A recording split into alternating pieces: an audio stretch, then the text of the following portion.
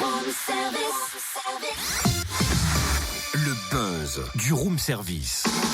Le buzz du room service. Coup de projecteur sur un talent, un événement, une personnalité de Bourgogne-Franche-Comté. Tu sais, Totem, ce mois de mai, ce muguet, tout ça, ça m'inspire. Alors écoute, j'ai préparé un petit truc. Viens à Dijon, il y a le printemps de l'Europe.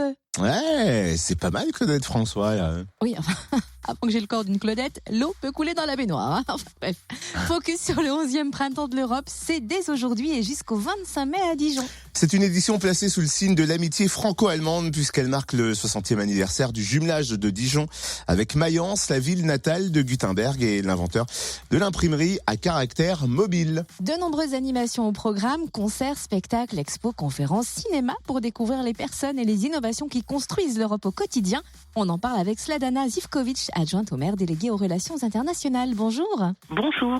Est-ce qu'on peut rappeler tout d'abord pourquoi ce printemps de l'Europe? Quelle est sa raison d'être? Eh bien, ce printemps de l'Europe s'inscrit dans la fête de l'Europe, autour du 9 mai. C'est la 11e édition. Et donc, une trentaine d'événements, généralement, depuis 11 ans déjà à Dijon, sur toute la métropole, célèbrent l'Europe, encadrant ainsi cette fête du 9 mai. Donc du 2 au 25 mai à Dijon, il y en aura pour tous les goûts, avec l'Europe au centre des festivités, avec des expositions, des conférences, des spectacles et bien sûr la gastronomie.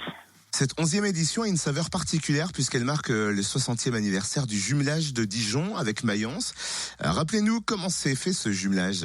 Alors c'est un des premiers jumelages après-guerre, le premier de France après-guerre, initié par le chanoine Kir à l'époque, et donc avec une volonté de fraternisation et de paix affichée en avant-première par notre ville. Donc ce sont ces valeurs-là, bien sûr, qui ont fondé ce partenariat. Et puis depuis, eh bien, les liens ne se sont jamais distendus et se sont modernisés et adaptés aux nouvelles relations et puis très proches avec l'Allemagne en fait, dans le cadre plus généralement des relations proches entre nos deux pays et puis nos deux villes, Dijon-Mayence.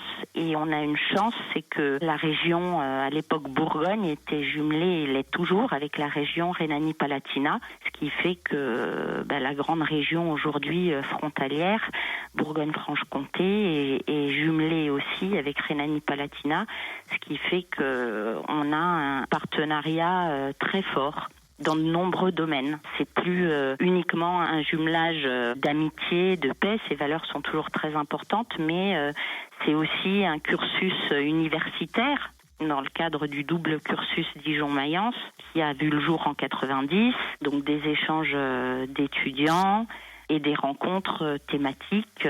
Voilà, là je vous en parlerai. Pour ce village de l'Europe, on accueille le maire de Mayence et on va également parler attractivité et tourisme. Ce village de l'Europe va inaugurer les festivités samedi de 9h à 16h30, place François Rude. Que va-t-on trouver dans ce village de l'Europe ?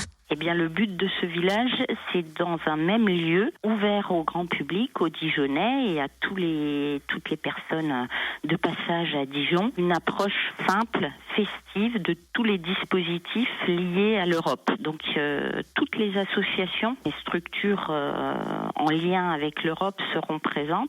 Donc, c'est une coordination de la ville et un soutien fort de la ville sur cette thématique. Donc, sur les mobilités Erasmus, voilà. Donc on aura des associations étudiantes, mais aussi des associations d'éducation populaire, le point Europe Direct de la région, puisque la région concentre toutes les offres de mobilité européenne pour les jeunes et internationales de manière générale. On aura aussi des associations telles que les clubs UNESCO, qui œuvre beaucoup aussi sur la question de la citoyenneté européenne. Donc l'idée, c'est d'expliquer de manière festive tout ce que l'Europe apporte au quotidien.